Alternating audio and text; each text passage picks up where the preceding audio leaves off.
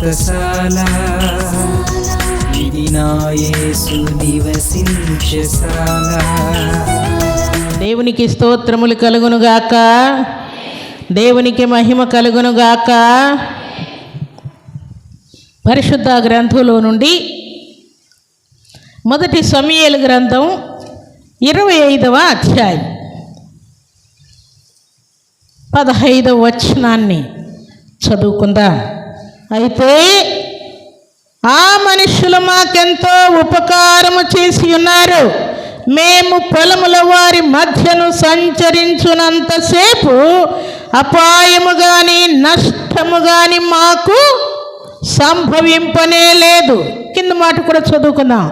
మేము గొర్రెలను కాయిచున్నంతసేపు వారు రాత్రింబగళ్ళు మా చుట్టూ ప్రాకారముగా ఉండి, మన యజమానుడు బహు పనికి మాలినవాడు, ఎవరిని తనతో మాటలాడనీయడని అనేను. ఎవరంటున్నారు? యజమానుని పనివాడు చెప్తూ ఉన్నాడు. మన యజమానుడు బహు పనికి మాలినవాడని. వారు అరణ్యములో ఉండగా భక్తుడైనటువంటి దావీదు ఆయన సైన్యమంతా కూడా నాబాలు యొక్క గొర్రెలను మేకలను జాగ్రత్తగా కాపాడుకుంటూ వచ్చారంట.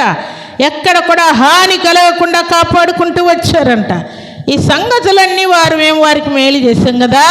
ఈరోజు వారు విందు చేస్తూ ఉన్నారు. నాబాలు వారు విందు చేస్తున్నారు కనుక మా పని వారికి ఏమైనా కొంచెం భోజనం పెడతారేమో అని పంపించాయంట భక్తుడైనటువంటి దావీదు.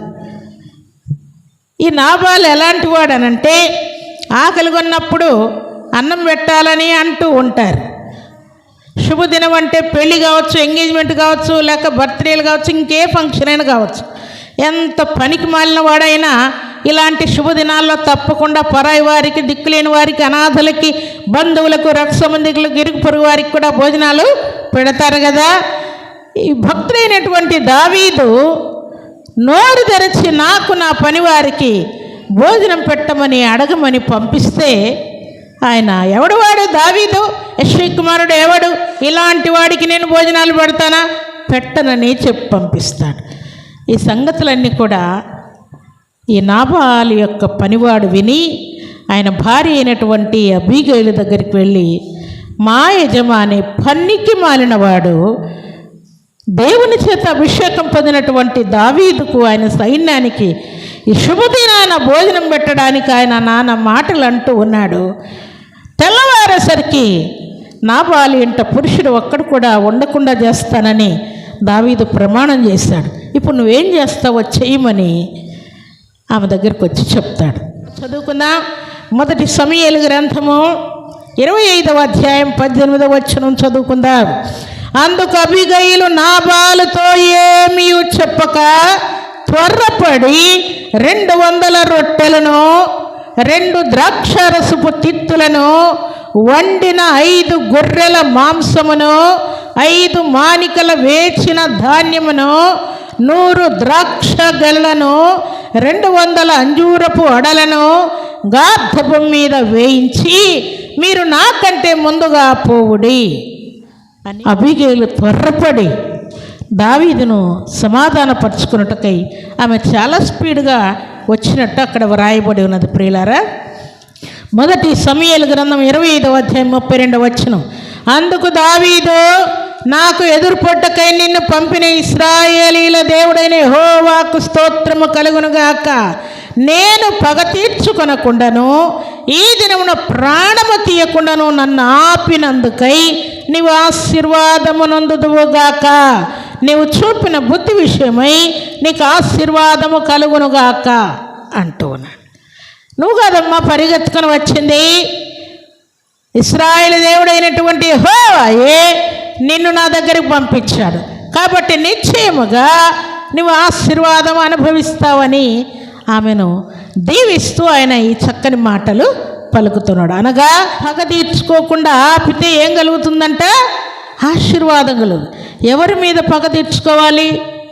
ఎవరి మీదైనా సరే, భర్త మీదైనా, భార్య మీదైనా, తల్లి మీదైనా, తండ్రి మీదైనా, నీ ఫ్రెండ్స్ మీదైనా, నీ బంధువులు, రక్త సంబంధికులు ఎవరి మీదైనా సరే పగ తీర్చుకొనకుండా ఆపితే ఈ అబీగయీలు తన భర్త మీద దావీదు పగ తీర్చుకోకుండా ఈమె ఆపిందంట. అందుకని పగ తీర్చుకొనకుండా ఆపినందుకని నువ్వు ఆశీర్వాదం తప్పకుండా పొందుకుంటావు అని అంటూ ఉన్నాడు. ఈ మాట మనం జ్ఞాపకం చేసుకుంటే మనం కుటుంబాల్లో కానీ సంఘంలో కానీ ఎక్కడున్నా సరే ఏ గొడవ జరిగినా సరే దాన్ని ఆపే ప్లాన్ మనం చేస్తే తప్పకుండా దేవుడు మనల్ని ఆశీర్వదిస్తాడు. గొడవలను ఆపేవారుగా మనం ఉంటే, సమస్యలను సద్దుమనిపేవారముగా ఉంటే, సమాధానపరిచేవారముగా ఉంటే తప్పకుండా మనం ఆశీర్వాదాలు పొందుకుంటాం. ఎవరి నుండి? వారి నుండి, వారింటి వారి నుండి ఆశీర్వాదాలు కలగవచ్చు, కలగపోవచ్చు ప్రియులారా. కానీ దేవుడు మాత్రం తప్పకుండా పగ తీర్చుకోకుండా ఆపి నువ్వు సమాధానపరిచినందుకు తప్పకుండా దేవుడు నిన్ను ఆశీర్వదిస్తానని దేవుడు తెలియజేస్తున్నాడు. ఈలాగని ఈ పనివాడు ఉపకారాన్ని జ్ఞాపకం చేసుకునే పనివాడంట. మేలును జ్ఞాపకం చేసుకునేటువంటి పనివాడు. చాలాసార్లు మన జీవితాల్లో కూడా చేసిన మేలులను మనం కూడా చాలాసార్లు మర్చిపోతూ ఉంటాం. ఆ మేలును మర్చిపోయి కీడు కూడా చేయడానికి ప్లాన్ చేస్తూ ఉంటారు. భక్తుడైనటువంటి దావీదు బ్రతికి ఉండగా ఆయన ఒక చక్కటి తీర్మానం చేశాడు. ఎవరితో అంటే యోనాతానుతో. తప్పకుండా మీ నాన్నను చంపేస్తాడని పలుమారులు యోనాతానుతో అంటూ ఉంటాడు. లేదు దావీదు, నిన్ను చంపకుండా నేను నిన్ను కాపాడుకుంటాను అని పలుమారులు యోనాతాను అంటూ ఉంటాడు. సరే, నువ్వు చనిపోతే నేను నీ ఇంటి వారిని పోషిస్తాను, నేను చనిపోతే నువ్వు నా ఇంటి వారిని పోషించాలి అని ఇద్దరు ప్రమాణం చేసుకుంటారు.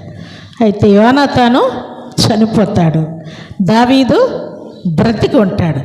అందుకని ఆయన మనస్సులో యోనాతాను చనిపోయాడు కదా, యోనాతాను సంతానం ఉంటే ఎంత లేకుంటే ఎంత, నాకేమవసరం, మహారాజునైపోయాను.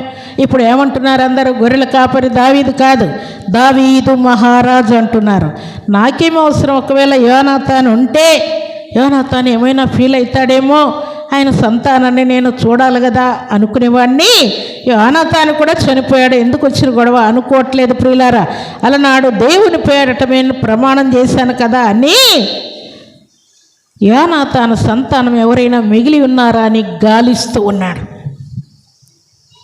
గాలించి రాజు దగ్గర అందరూ అట్టహాసముగా ఉండాలి. కుంటివారు, గుడ్డివారు, మోగవారు, చోటివారు, కుష్ఠరోగులు ఎవరు కూడా ఆ పరిసర ప్రాంతాల్లో వీల్లేదు ప్రియులారా. అందరినీ, పురుషులైనా స్త్రీలైనా అందరినీ చెక్ చేసి ఎవరు ఆరోగ్యంగా ఉన్నారు, ఎవరు పుష్టిగా ఉన్నారు, ఏ పనికైనా పర్ఫెక్ట్గా పని చేసేవారు ఎవరున్నారు అన్నీ అందరినీ హైటు వెయిట్ చూసి గాలించి చెక్ చేసి రాజు దగ్గర పనిచేయడానికి పెట్టుకుంటారు. కానీ దావీదు దైవ భయం కలిగిన వాడై యోనాతానుకు మాట ఇచ్చిన మాట, ఉపకారం చేశాడు యోనాతాను నాకు, నేను ఆ ఉపకారాన్ని మర్చిపోకూడదు. నేను కూడా ఆయన సంతానం ఎవరైనా మిగిలి ఉంటే, యుద్ధంలో చనిపోయారు అందరూ, ఎవరైనా మిగిలి ఉంటే వారికి నేను ఉపకారం చేయాలి అని తన హృదయంలో నిశ్చయించుకొని ఆయన ఈ మంచి పని చేశా అంట. 2వ సమూయేలు గ్రంథం 9వ అధ్యాయం 7వ వచనంలో ఒక చక్కని మాట అక్కడ వ్రాయబడింది చూడండి ప్రియులారా.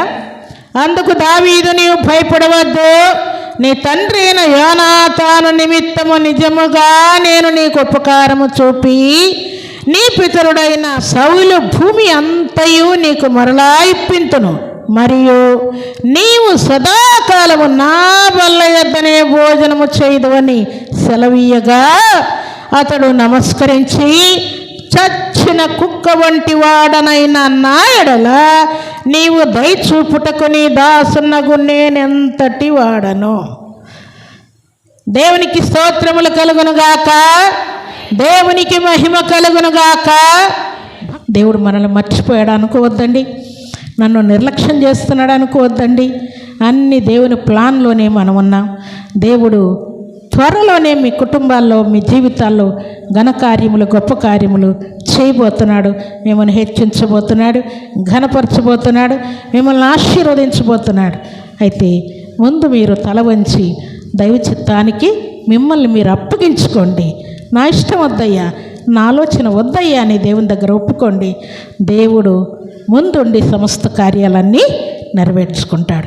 అలాంటి గొప్ప కృపా భాగ్యం సర్వశక్తిమంతుడైనటువంటి దేవాతి దేవుడు సర్వ సమృద్ధిగా మనందరికీ అనుగ్రహించి ఆశీర్వదించునుగాక. ఆమేన్.